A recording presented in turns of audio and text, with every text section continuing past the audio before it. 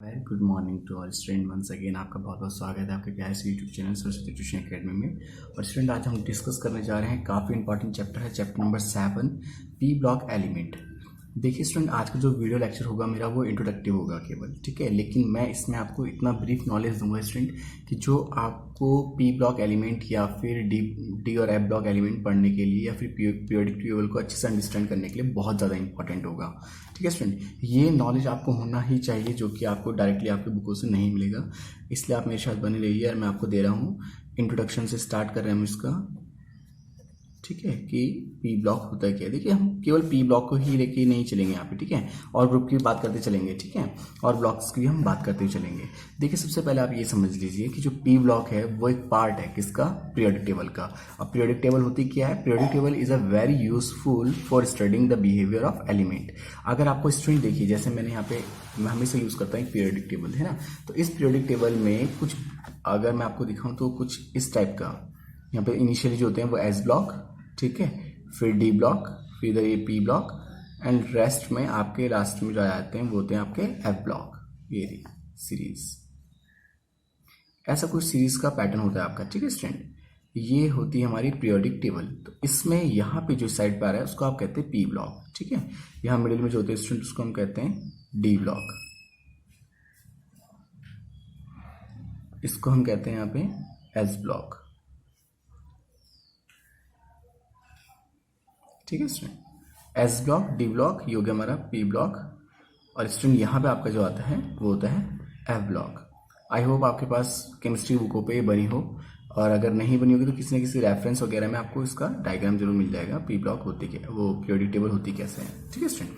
तो यहाँ पे मैंने हल्का सा एक डेमो टाइप बनाया ताकि आप समझ सकें कि किसको हम क्या बोलते हैं। तो आज हम स्टडी जो ब्रीफ कर रहे हैं वो पी ब्लॉक की कर रहे हैं, लेकिन याद रखिए कि जो पीरियोडिक टेबल है ना स्टूडेंट, वो होती क्या है, वो किसी भी एलिमेंट के बिहेवियर नेचर को समझने के लिए होती है, ठीक है ना student.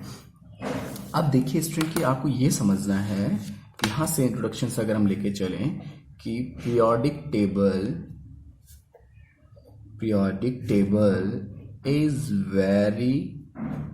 is very useful for studying the behavior of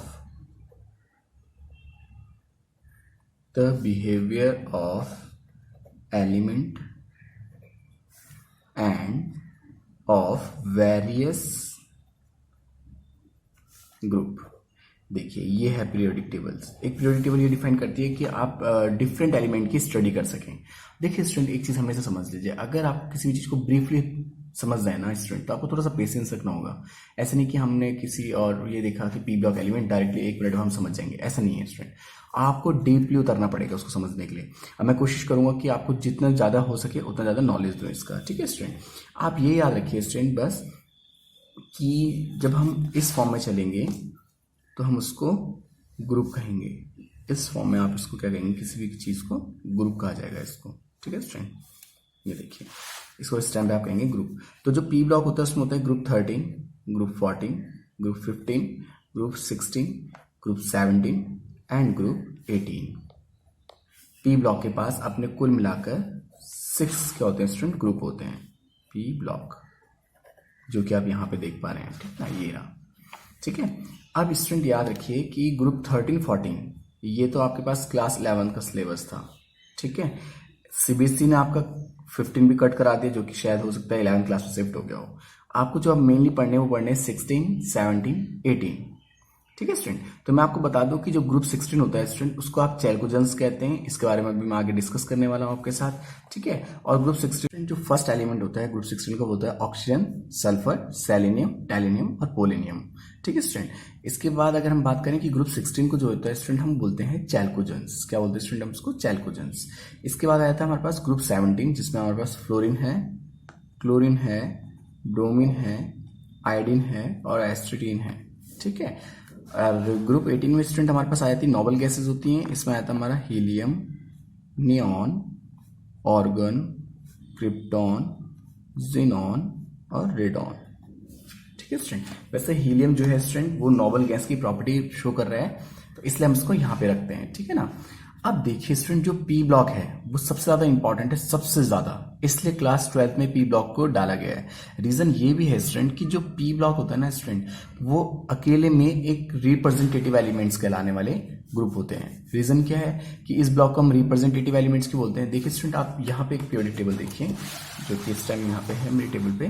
देखिए ये मैंने जो बनाई हुई है, ये जो टेबल है, मतलब ये जो टेबल है, इसमें ये पी ब्लॉक पूरा रिप्रेजेंट हो रहा है। देखिए यहाँ से आपका पी ब्लॉक स्टार्ट हो जाता है, ये पूरा इतना पोर्शन पूरा आपका पी ब्लॉक का है। तो सबसे पहले इंट्रोडक्टिव यहीं से चल जाएगा। देखिए पी ब्लॉक में आपके पास सबसे पहले ग्रुप हैं जो इस तरह से होंगे, उसको हम ग्रुप कहते हैं। तो 1 2 3 4 5 6 ग्रुप की आपका ये पीरियोडिक टेबल में पी ब्लॉक होता है। ठीक है, अब इसको रिप्रेजेंटेटिव क्यों कहते हैं? ठीक है ना, एग्जाम में क्वेश्चन भी आ सकता है, why we are calling to p block element as a representative elements. तो रीजन ये है स्टूडेंट कि जो पी ब्लॉक एलिमेंट है उसमें देखिए आपको 3 सीरीज के एलिमेंट मिल रहे होंगे। उसमें आपको मेटल्स भी मिल रहे हैं, ठीक है, उसमें आपको नॉन मेटल्स भी मिल रहे हैं, उसमें आपको मेटलॉइड भी मिल रहे हैं। अब मैं आपको समझाता हूँ किसको आप मेटल, किसको नॉन मेटल, किसको आप मेटलॉइड कहते हैं। देखिए स्टूडेंट, जो आपको ये ब्लू कलर के दिखाई दे रहे हैं इस टाइप से, ठीक है, लाइट ब्लू टाइप के जो दिखाई दे रहे हैं, ये आपके सबके स्टूडेंट मेटल्स है, जिसमें आपका एल्यूमिनियम आ गया, गैलीनियम आ गया, इंडिनियम आ गया। ठीक है, ये स्टूडेंट ये हो गया आपके, क्या हो गया स्टूडेंट, बिस्मिथ तक ये सब क्या हो गया स्टूडेंट आपके, ये हो गया आपके मेटल्स। ठीक है, ये जो सीरीज आप बीच वाली देख रहे हैं इसको कहते हैं स्टूडेंट हम मेटलॉइड। कहते हैं स्टूडेंट हम इसको मेटलॉइड, जो मेटल नॉन मेटल दोनों का बिहेवियर शो करते हैं उसको मेटलॉइड कहते हैं। और इससे इधर जितने भी स्टूडेंट वो सबके सब आपकी नॉन मेटल यानी गैसेस फॉर्म भी है। ठीक है student, I hope you understand, आपको जरूर समझ में आया होगा कि हम पी ब्लॉक को रिप्रेजेंटेटिव एलिमेंट्स क्यों बोलते हैं, क्योंकि इसमें मेटल है, नॉन मेटल है, मेटलॉइड है, सारी कैटेगरीज है, इसलिए स्टूडेंट हम इसको बोलते हैं रिप्रेजेंटेटिव एलिमेंट्स। तो आइए रिप्रेजेंटेटिव एलिमेंट्स को हम ये समझ लेते हैं कि जो रिप्रेजेंटेटिव होता है उसका जो इलेक्ट्रॉनिक कन्फिगरेशन अगर आप लिखेंगे, या फिर रिप्रेजेंटेटिव एलिमेंट्स बोलने के पीछे एक रीजन और ये भी होता है स्टूडेंट कि ये मेन ग्रुप भी होता है। क्या होता है स्टूडेंट? ये मेन ग्रुप होता है। इसमें याद रखिए कि इसमें मेटल है, इसमें नॉन मेटल्स हैं, ठीक है स्टूडेंट, और इसमें मेटलॉइड है। ठीक है स्टूडेंट, तो ये सारी कैटेगरी को कंटेन करता है अपने पास। तो इसके मैं कुछ एग्जांपल्स भी दे देता हूँ ताकि आपको इजीली समझ में आ जाए। तो जो मेटल्स है देखिए यहाँ पे, जो देखिए अभी मैंने आपको बताया था, जैसे एल्यूमिनियम है, गैलीनियम है, तो मैं यहाँ पे लिख देता हूँ इसका एग्जाम्पल जो है एल्यूमिनियम, गैलीनियम। ठीक है, नॉन मेटल का एग्जाम्पल आपको गैसेस कोई सी हो सकती है, यहाँ पे कार्बन ले लीजिए, ऑक्सीजन ले लीजिए, ठीक है, और क्लोरीन वगैरह ले लीजिए। फिर मेटलॉइड का मतलब होता है स्टूडेंट, मेटलॉइड का मतलब जो मेटल नॉन मेटल दोनों की प्रॉपर्टी शो करते हो, और इसमें आ जाएंगे आपके बीच के सारे element, boron, silicon, germanium. Silicon germanium सबसे बेस्ट एग्जांपल होते हैं मेटलॉइड के, तो मैं यहाँ पे भी सिलिकॉन जर्मेनियम लिख देता हूँ। आई होप यू अंडरस्टैंड कि why we are calling p block as a representative elements. ये हमारे पास एक उसका रीजन हो जाता है स्टूडेंट। ठीक है, आइए चलिए अब हम डिस्कस करेंगे कि जो जनरल कन्फिगरेशन होगा ना इसका, यानी कि जब आप उसको लिखेंगे तो उसका जनरल कन्फिगरेशन क्या होता है। तो जो पी ब्लॉक का जनरल कन्फिगरेशन है स्टूडेंट, वो है electronic configuration is, general electronic configuration student ये होता है इसका कि अगर आप इसको लिख रहे हैं तो ऐसे लिखेंगे NS2 NP, और यहां पे 1 to 6 कुछ भी आ सकता है।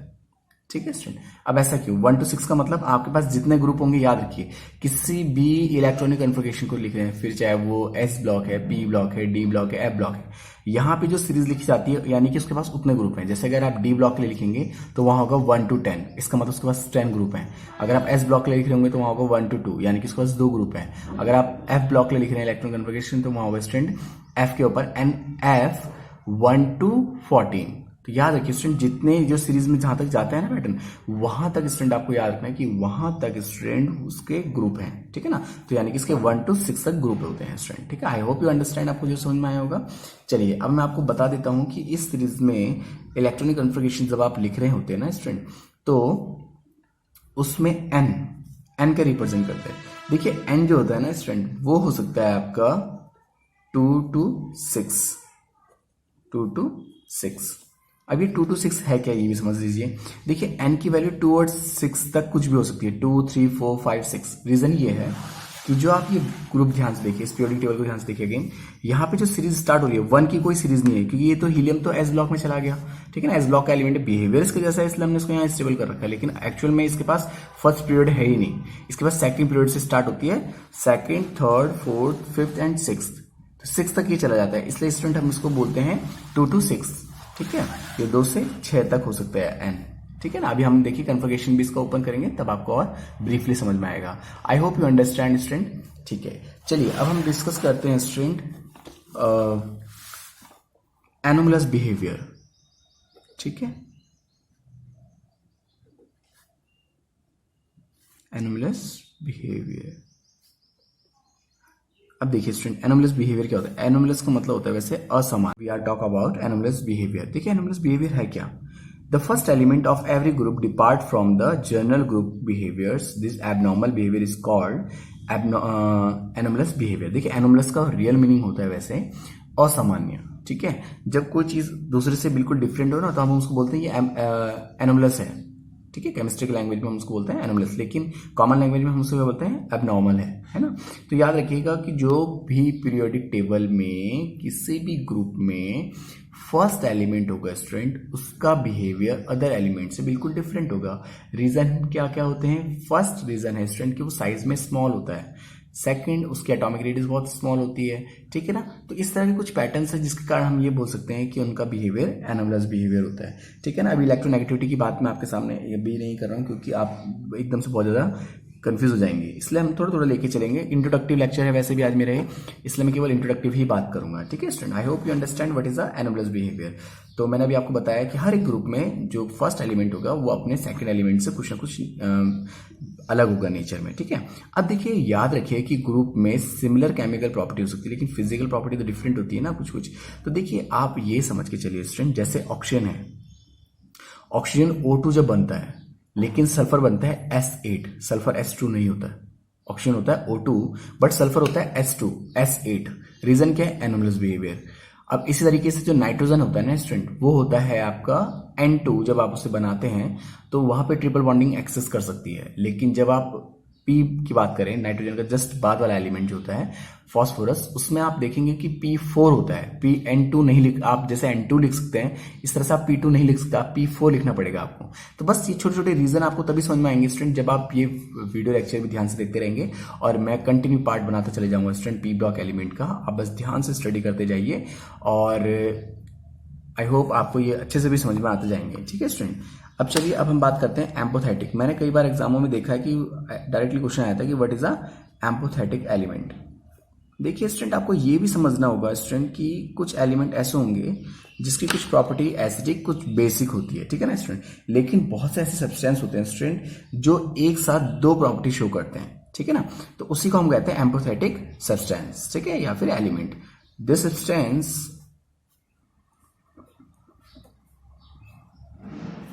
which is acidic as well as basic nature is called एम्पोथेटिक। ठीक है स्टूडेंट, अब इसके कुछ एग्जांपल मैं आपको बता दूं। तो इसका एग्जांपल में आया था स्टूडेंट हमारे पास BeOH का होल ट्वाइस। ठीक है, ये हो जाएगा बेरिलियम हाइड्रोक्साइड। ठीक है ना, इस तरह से एल्यूमिनियम हाइड्रोक्साइड। तो याद रखिए ये दोनों आपके एम्पोथेटिक सब्सटेंस होते हैं। आई होप यू अंडरस्टैंड स्टूडेंट। अब आप डिस्कस कीजिए लैटिस एंथैल्पी या फिर लैटिस एनर्जी। देखिए स्टूडेंट, कोई भी सॉलिड क्रिस्टल जब बना होता है तो वो लैटिस रिक्वायरमेंट होती है उनकी, जो कांस्टेंट पार्टिकल्स होते हैं जब आपस में ज्वाइंट होते हैं।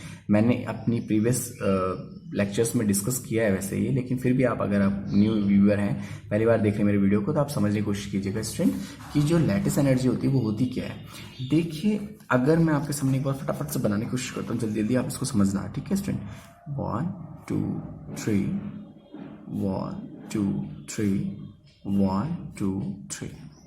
ठीक है स्टूडेंट, 1 2 3 1 2 3 1 2 3। ठीक है स्टूडेंट, अब हमने यहाँ पे ले लिया थर्ड वन इज दिस।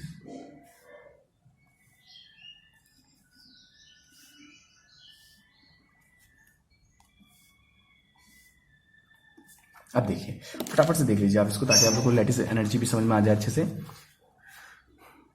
इसको हमने यहाँ ट्रिपल फॉर्म में आपको इसको ज्वाइन करना है, ठीक है।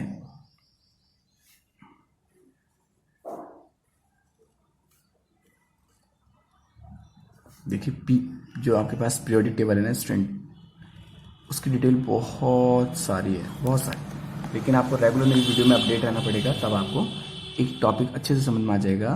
और अगर आपको वीडियो पसंद आ रही है तो प्लीज़ लाइक, सब्सक्राइब और कमेंट जरूर कीजिएगा, ठीक है स्टूडेंट। तो देखिए इस तरह से जो हमारा एक बन रहा है वो लैटिस स्ट्रक्चर बन रहा है, और एक लैटिस स्ट्रक्चर को ब्रेक करके कॉन्स्टेंट पार्टिकल्स को अलग करने के लिए जिस भी एनर्जी की रिक्वायरमेंट है स्टूडेंट, उसको हम कहते हैं उसकी लैटिस एनर्जी। आई होप आपको एक स्ट्रक्चर जो दिखा होगा, जो 3D टाइप का स्ट्रक्चर होता है स्टूडेंट।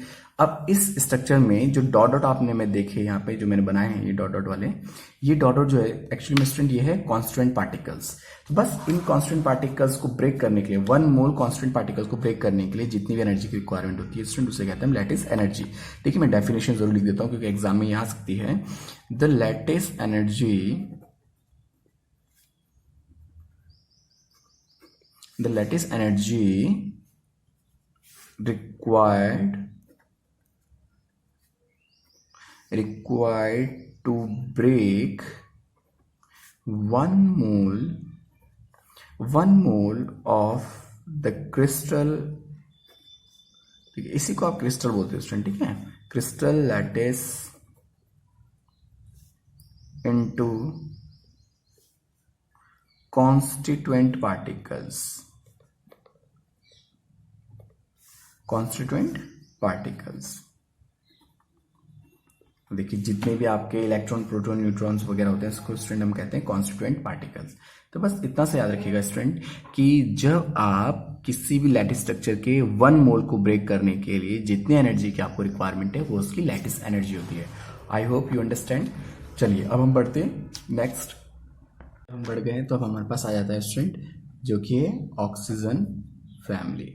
यहाँ से हम डिस्कस करेंगे ग्रुप 16 के बारे में, ठीक है स्टूडेंट, ऑक्सीजन फैमिली।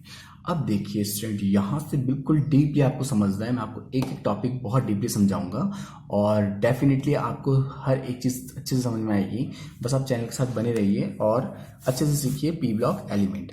देखिए सबसे पहले ऑक्सीजन फैमिली होती है हमारे पास ग्रुप 16, ठीक है स्टूडेंट। इसके कुछ पॉइंट बताऊंगा मैं आपको, वो आप जरूर याद रख लेना। ग्रुप 16 को बोलते हैं स्टूडेंट आप चैल्कोजेंस, ठीक है स्टूडेंट। क्या बोलते हैं हम इसको? चैल्कोजेंस। चैल्कोजेंस का मतलब होता है जो और फॉर्मिंग करते हैं, ठीक है, और फॉर्मिंग एलिमेंट।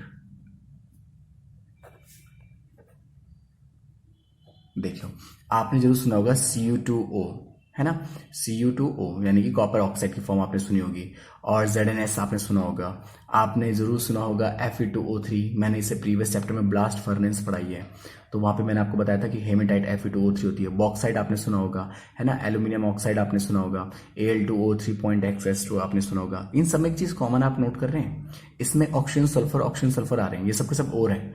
तो याद रखिए कि और फॉर्मेट करने के लिए चैल्कोजेंस का, इसलिए इसको हम चैल्कोजेंस बोलते हैं क्योंकि ये और फॉर्मिंग करते हैं स्टूडेंट, ठीक है ना। तो ये किस किस के हो सकते हैं? ऑक्सीजन के हो सकते हैं, सल्फर के हो सकते हैं, सेलेनियम, टैल्यूनियम, ये शो करते हैं। देखिए इसके मैं कुछ एग्जांपल आपको बता रहा हूँ। चैल्कोजेन जो शो करने वाले एलिमेंट होते हैं वो ऑक्सीजन होगा, सल्फर शो कर सकता है, सेलेनियम और टैल्यूनियम करता है, लेकिन पोलोनियम नहीं करता, ठीक है। पोलोनियम क्योंकि थोड़ा बहुत रेडियोएक्टिव नेचर शो करता है इस रीजन के कारण, ठीक है।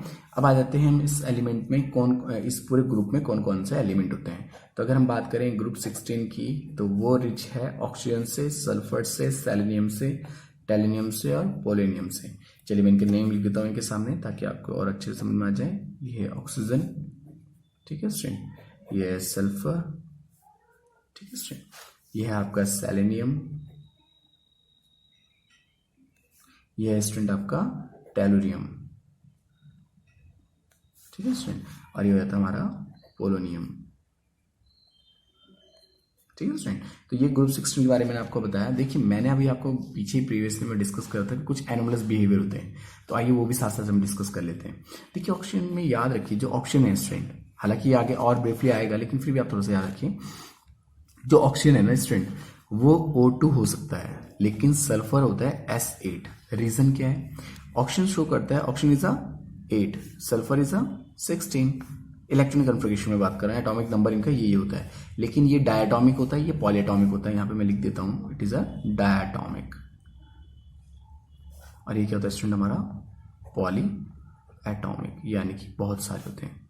देखिए जो अब कन्फिगरेशन आप इसका चलिए तो 1s2 2s2 2p4, लास्ट में इसका कन्फिगरेशन नोट कीजिए, ठीक है। इसका भी देखिए configuration 1s2 2s2 2p6 3s2 3p4।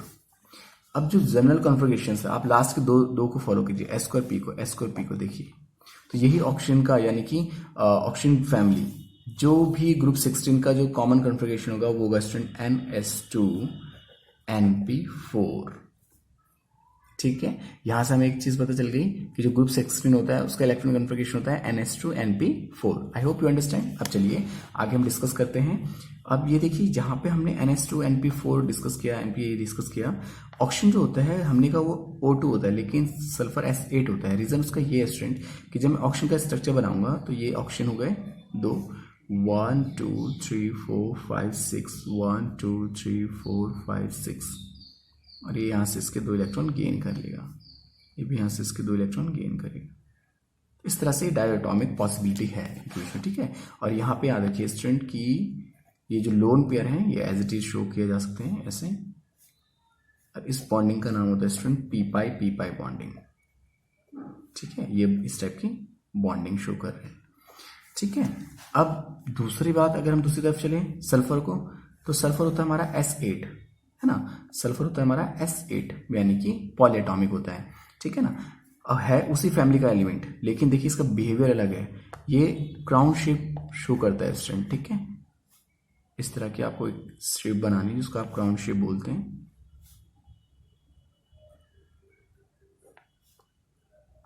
ठीक है स्टूडेंट। देखिए अब आप काउंट कीजिए 1 2 3 4 5 6 7 8, है ना। लेकिन सबके सब आप ये देखिए कि 2 सल्फर के बीच में यहाँ पे सिग्मा बॉन्डिंग आ रही है, जबकि यहाँ पे 2 ऑक्सीजन के बीच में पाई बॉन्डिंग आ रही है। मैं आपको बस यही समझाना चाह रहा हूँ कि इसलिए ये होते हैं एनोमलस बिहेवियर। क्या बोलते हैं स्टूडेंट हम इसको? Anomalous behaviour. कुछ ना कुछ ऐसी प्रॉपर्टी इनमें है जिसके कारण ये बिहेवियर को अलग शो कर रहे हैं, उसको भी हम ब्रीफली डिस्कस करेंगे स्टूडेंट। अभी आप केवल ये समझ लीजिए कि ऑक्सीजन जो O2 होता है, सल्फर जो होता है वो पॉलीएटॉमिक हो रहा है। रीजन क्या है? उसका anomalous behaviour. I hope you understand. चलिए अब हम बात कर रहे थे, ग्रुप 16 की बात कर रहे थे हम। ग्रुप 16 में जो एलिमेंट होते हैं ऑक्सीजन, सल्फर, सेलेनियम, टेलनियम, पोलोनियम। अब देखिए आपको मेनली होता है क्या है, इनके कन्फिगरेशन कैसे याद रखें, है ना, या फिर इनके एटॉमिक नंबर कैसे याद रखें। तो जो मैंने जब मैं आपके 12th क्लास में था तो मैंने जिस ट्रिक से याद किया है मैं वही ट्रिक आपको समझाने की कोशिश करूंगा। देखिए ऑक्सीजन होता है हमारा 8। आपको क्या करना है, सबसे पहले इनिशियली सब में काम करेगा ये, ठीक है। प्लस करना है आपको 8 और 8 16। तो यहाँ पे कितना हो गया स्टूडेंट इसका कन्फिगरेशन 16। देखिए ये आप रफली पहले निकाल सकते हैं, रफली निकाल के भी देख सकते हैं, ठीक है ना। नहीं तो आप साथ साथ करते हुए चलिए, ठीक है। अब आपने क्या करना है स्टूडेंट कि यहाँ पे भी देखते रहिए, मैं आपको क्रॉस चेक कराता रहूंगा। देखिए यहाँ पे 16 हो गया ना। अब आपको क्या करना है, नेक्स्ट का है 34। तो होता क्या है, नेक्स्ट आपको लेना है यहां से लेकर सल्फर से जब नेक्स्ट सीरीज में उतर रहे हैं तो आप प्लस करेंगे 18, ठीक है स्टूडेंट। तो यहां जगह आपका 34, ठीक है। अगेन आपको एक बार और 18 प्लस कर, देखिए यहां पे 34 है, यहां पे 34 है, ठीक है स्टूडेंट। अब आपको नेक्स्ट फिर से प्लस करना है इसमें 18 वन मोर टाइम, ठीक है स्टूडेंट। तो जब 18 प्लस करेंगे तो ये जगह 52, ठीक है स्टूडेंट। और फाइनली आपको प्लस करना होता है 32, ठीक है। तो ये जगह आपका 84। अब आप इसको यहाँ क्रॉस चेक कीजिए, देखिए 84, ठीक है, and 52। I hope you understand. आपको जो समझ में आएगा। देखिए स्टूडेंट कुछ ट्रिक्स काम करेंगे साथ साथ, आपको अच्छी बात है कि आप समझेंगे, लेकिन आपको कुछ ना कुछ चीजें ट्रिक के अकॉर्डिंग भी याद रखनी होगी। तो ये मेरी ट्रिक थी जिसको मैंने याद रखा था इसके अकॉर्डिंग। अब मैं आपको ये भी बता सकता हूँ कि ये 8, 18 और 32 के प्लस होते हैं। एक बार जरा आप पीरियोडिक टेबल को ध्यान से देखिएगा, ठीक है। इस पूरी यहाँ पे तो पॉसिबल नहीं है कि मैं आपको दिखा पाऊँ, लेकिन फिर भी आप समझिए कि जो पहली वाली सीरीज है यहाँ पे 2 इलेक्ट्रॉन है, यहाँ पे 8 है, फिर अगेन 8 है, फिर 18 और फिर उसके बाद 32। देखिए वही सीरीज हम यहाँ पे भी होती है। स्टार्टिंग इनिशियली 2 प्लस होना होता है, फिर 8, फिर 18, फिर 18 और फिर 32। इस तरह की सीरीजें चलती है। अब आइए स्टूडेंट, अब हम यहाँ पे डिस्कस कर लेते हैं ग्रुप 17 के बारे में। केवल इंट्रोडक्टिव लेक्चर है, तो जो जो हमने पढ़ने हैं वो मैं आपको डिस्कस कर रहा हूँ। ग्रुप 16 हो चुका है हमारा, अब हम डिस्कस करेंगे ग्रुप 17 के बारे में। देखिए ग्रुप 17 अपने आप में बहुत ही स्पेशल है, क्योंकि हम इसको बोलते हैं student halogen family. Halogen family, ठीक है स्टूडेंट। अब ये आप याद रखिए कि जो हैलोजन फैमिली है स्टूडेंट, उसमें आपका फर्स्ट एलिमेंट जो होता है वो होता है फ्लोरीन, क्लोरीन, ब्रोमीन, ठीक है स्टूडेंट, आयोडीन और एस्ट्रीन, ठीक है स्टूडेंट। आप इसको ट्रिक वाइज यूज कर सकते हैं, first class biryani in Australia, ठीक है स्टूडेंट। अब ये ट्रिक के अकॉर्डिंग मैंने आपको बता दिया। इलेक्ट्रॉनिक कन्फिगरेशन कैसे हम निकाल सकते हैं वो भी मैंने आपको मेथड बताया है कि फर्स्ट वाला आपको पता होना चाहिए बस। उसके बाद आप क्या कीजिएगा स्टूडेंट, +8 कीजिए सबसे पहले, फिर +18 कीजिए आप, फिर प्लस अगेन 18 कीजिए, फिर आपको प्लस करना है 32। देखिए फटाफट मैं आपको करके दिखा देता हूँ। 8 और 9 कितना हो जाएगा स्टूडेंट आपका 17, 17 और 18 35, ठीक है स्टूडेंट। और 35 और 18 53, 53 और 32 is 85। I hope you understand student. बस ये ट्रिक के अकॉर्डिंग हमने फटाफट से इनका इलेक्ट्रॉनिक कन्फिगरेशंस भी अब हम देख लेते हैं इसका क्या होता है। ये एटॉमिक नंबर तो हमें इनके पता चल गए हैं। तो किसी भी दो एलिमेंट को ले लो आप, फ्लोरीन को ले लेता हूँ मैं यहाँ पे, ठीक है, और क्लोरीन को ले लेता हूँ। देखिए 1s2 2s2 2 पे यहाँ पे आ जाएगा स्टूडेंट हमारा 5, ठीक है, क्योंकि 4 और 5 9। चलिए 1s2 2s2 2p6 3s2 and 3p5। तो स्टूडेंट जो जनरल कन्फिगरेशंस निकला इसका, इस ग्रुप का, वो निकला ns2 np5। I hope you understand student. आपको जो समझ में आया होगा। तो जो जनरल कन्फिगरेशन हो गया हैलोजन फैमिली का वो होता है ns2 np5। आपको बहुत अच्छे से समझ में आएगा जब मैं आपको इसकी ब्रीफ नॉलेज दूंगा। फिलहाल हम इंट्रोडक्टिव लेक्चर में बात कर रहे हैं, तो इंट्रोडक्टिवली आपको केवल इतना पता होना चाहिए कि जो हैलोजन फैमिली होती है उसमें कौन कौन से एलिमेंट होते हैं। तो मैंने यहाँ पे कुछ लिख दिए हैं आपके। देखिए कुछ इसमें बहुत अच्छी अच्छी चीज़ें हैं आने वाली है जो आपने पढ़नी है। उसमें मेरे को जो सबसे अच्छी लगती है वो लगती है इंटर हैलोजन कंपाउंड, ठीक है स्टूडेंट। वो आता है इंटर हैलोजन कंपाउंड, जिसके बारे में सबसे कम डिस्कस किया जाता है, लेकिन सबसे इंपॉर्टेंट है स्टूडेंट। जो ग्रुप 17 होता है स्टूडेंट, वो अपने आप से मिलके भी कंपाउंड बनाते हैं, ठीक है ना। इसमें जैसे याद रखिए आप, एक सीक्वेंस होता है कि जो बड़ा वाला होगा वो छोटे के साथ मिलकर कंपाउंड बनाएगा, ठीक है स्टूडेंट। तो किस किस तरह के कंपाउंड बना सकते हैं, इसमें बना सकते हैं आप mx3 mx7, ठीक है, और mx5 भी, ठीक है। अब देखिए कोई मैं एग्जांपल आपके सामने लिख देता हूं, जैसे BrCl, ठीक है, यहाँ पे BrM हो गया और Cl आपका X हो गया। नेक्स्ट हमारे पास होगा ICl, नेक्स्ट 3, ठीक है। नेक्स्ट हम लिख देते हैं यहाँ पे IF7 और IF5, ठीक है स्टूडेंट। अब एक चीज समझिए, M हमेशा ग्रेटर होगा, ठीक है, और X आपका हमेशा स्मॉलर एलिमेंट होगा। यानी कि जैसे कि अगर हम आयोडीन की बात करें तो आयोडीन अपने ग्रुप में बड़ा है ऊपर में सबसे। रीजन क्या है, क्योंकि जितने ज्यादा आप ग्रुप में डाउन हो जाएंगे एटॉमिक रेडियस इंक्रीज होती जाएगी और साइज में बड़ा होगा। तो याद रखिए जो M है वो साइज में बड़ा है और X साइज में छोटा है। तो आप कोई से भी कंपाउंड बना सकते हैं, जैसे Br के साथ आप क्लोरीन को लेकर कंपाउंड बना सकते हैं, जैसे कि आप आयोडीन के साथ लेके फ्लोरीन का कंपाउंड बना सकते हैं। तो एक्स सिस्टम छोटा होगा और आई आपका यानी कि एम को रिप्रेजेंट करे जो कि बड़ा होगा। ये हमेशा याद रखिए, इसको हम कहते हैं इंटर हैलोजन कंपाउंड। अब मुझे ये प्रॉपर्टीज की बहुत ज्यादा पसंद है। I hope student you understand, ठीक है स्टूडेंट। अब इसमें कन्फिगरेशंस की अगर हम बात करें थे तो एक लास्ट टॉपिक और जो हमारा रह रहा है वो है ग्रुप 18 का। उसको भी हम चलिए डिस्कस कर लेते हैं, ग्रुप 18। तब हमारे इंट्रोडक्टिव लेक्चर कंप्लीट हो जाएगा, फिर हम ब्रीफली चलेंगे, ठीक है स्टूडेंट, सबको लेके।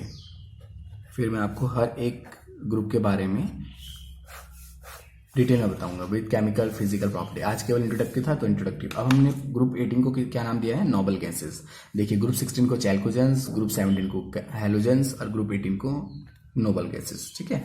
जो नोबल गैसेस होता है स्टूडेंट, सबसे पहले तो याद रखिए कि हम उसको बोल सकते हैं जीरो ग्रुप, ठीक है, उसको क्या बोल सकते हैं, जीरो ग्रुप गैस, ठीक है। इसके अलावा इसको क्या भी बोला जाता है, नॉन रिएक्टिव गैसेस, ठीक है ना। नोबल गैसेस तो बोला जाता है, इसको क्या बोला जाता है, लो रिएक्टिव गैसेस या फिर नॉन रिएक्टिव गैसेस। ये किसी रिएक्शंस करना ही नहीं चाहती हैं, ठीक है ना। इस ग्रुप में जो जो आ जाते हैं एलिमेंट, उसके नाम है स्टूडेंट आपके पास helium, neon, argon, krypton, xenon और रेडॉन। ये इसके मोस्ट कॉमनली एलिमेंट होते हैं स्टूडेंट, ठीक है। हीलियम, ऑर्गन, क्रिप्टॉन, जीनॉन और रेडॉन। देखिए स्टूडेंट, अब हमने फिर से वही ट्रिक अपनानी है। सबसे पहले का हमें पता है क्या है, कन्फिगरेशन, ठीक है। उसके बाद आपको +8 करना है, अगेन यहाँ पे +8 इसलिए करना है स्टूडेंट क्योंकि पहले ये वाला एलिमेंट नहीं था। और चीज में आप देखेंगे 1 2 3 4 5 ये एलिमेंट है, इसमें एक नया एलिमेंट ऐड हुआ है, तो एक नया पैटर्न ऐड हुआ है कि आपको +2 ये भी करना है, ठीक है। नहीं तो आपका सीधा यहाँ से वही वाला पैटर्न स्टार्ट है, देखिए 10 हो जाएगा ना, तो वही वाला पैटर्न स्टार्ट है। देखिए यहाँ से आप देखिए 10 8 प्लस करना को कहा था मैंने आपको, फिर मैंने आपको क्या कहा था स्टूडेंट कि यहाँ से यहाँ आने के लिए आपको +18 करना होगा, फिर यहाँ से आने के लिए +18 करना होगा, फिर यहाँ से आने के लिए +32 करना होगा। आई होप यू अंडरस्टैंड कि अगर हमारे पास एक एक्स्ट्रा ऐड हो रहा है, हीलियम वाला एक्स्ट्रा ऐड हो रहा है, तो एक्स्ट्रा 8 वाला आ गया, ठीक है ना। और जगह आप ग्रुप 16 ग्रुप 17 को देखिए एक बार, वहां पे 1 2 3 4 5 ये एलिमेंट है, लेकिन यहाँ पे 6 है, इसलिए यहाँ पे एक प्लस ऐड एक्स्ट्रा हो रहा है, ठीक है ना। ये मैथड बहुत ही अच्छा है स्टूडेंट। अब देखिए इसका मैं कन्फिगरेशन आपको यहाँ टेबल के साथ साथ चेक कराते चल जाऊंगा, ठीक है। तो 2 और 8 10, तो यहाँ पे देखिएगा आप टेबल में 10 है, अगर आपको यहाँ पे दिखाई दे रहा है तो 10 है, ठीक है स्टूडेंट। 10 और 8 18, बहुत सिंपल है, ठीक है। तो ऑर्गन का देखिए यहाँ पे 18 होता है, ठीक है। फिर 18 और 18 36, ठीक है स्टूडेंट। और 36 और 18 54, 54 और 32 86। I hope student you understand इसका इलेक्ट्रॉनिक कन्फिगरेशन। अब कोई भी दो एलिमेंट उठा लीजिए, मैं यहाँ पे नियॉन और आर्गन को उठा लेता हूँ, नियॉन 10, आर्गन 18। तो देखिए नॉन रिएक्टिव क्यों है, आपको ये भी समझ में आ जाएगा। 1s2 2s2 2p6, देखिए इसका जो कन्फिगरेशन है वो लास्ट में फुलफिल है, ठीक है। 1s2 2s2 2p6 3s2 and 3p6। आप उसका आउटमोस्ट सेल के इलेक्ट्रॉन देखिए स्टूडेंट, वो पूरे तरीके से स्टेबल है, 1ns2 np6 ns2 np6। तो जो इसका नोबल गैसेस का जो कन्फिगरेशन होता है वो 1ns2 np6 होता है। इसी कारण स्टूडेंट ये आपकी जो नोबल गैसेस होती है वो नॉन रिएक्टिव गैसेस भी कहलाती है। रीजन ये है क्योंकि आउटमोस्ट सेल उसकी स्टेबल है, वो किसी से रिएक्शन क्यों करेगा। देखिए मैं इसकी शेल बना के आपको दिखा दूं, ये हो गई S, ये हो गई P लास्ट की, ठीक है स्टूडेंट। तो S में कितने 2 1 2, P में कितने 6 1 2 3 4 5 6। तो ये किससे रिएक्शन कैसे कर सकते हैं स्टूडेंट, जब आउटमोस्ट सेल उसकी पूरी तरीके से स्टेबल है। I hope student you understand, आपको समझ में जरूर आया होगा। तो यहाँ पे स्टूडेंट हमारा जो था इंट्रोडक्टिव लेक्चर जो था वो खत्म हो चुका है। मैंने आज आपको बताने की कोशिश करी कि पीरियोडिक टेबल क्या है, पीरियोडिक टेबल हम क्यों डिस्कस करते हैं, पीरियोडिक टेबल के अंदर जो आप क्लास 12 में मेनली पढ़ना है वो कौन कौन से ग्रुप हैं। वो हैं ग्रुप्स आपके 16 17 एंड 18। और अगर आपको वीडियो समझ में आई है, अच्छी लगी है, तो do like, subscribe, comment and share. Thank you so much student.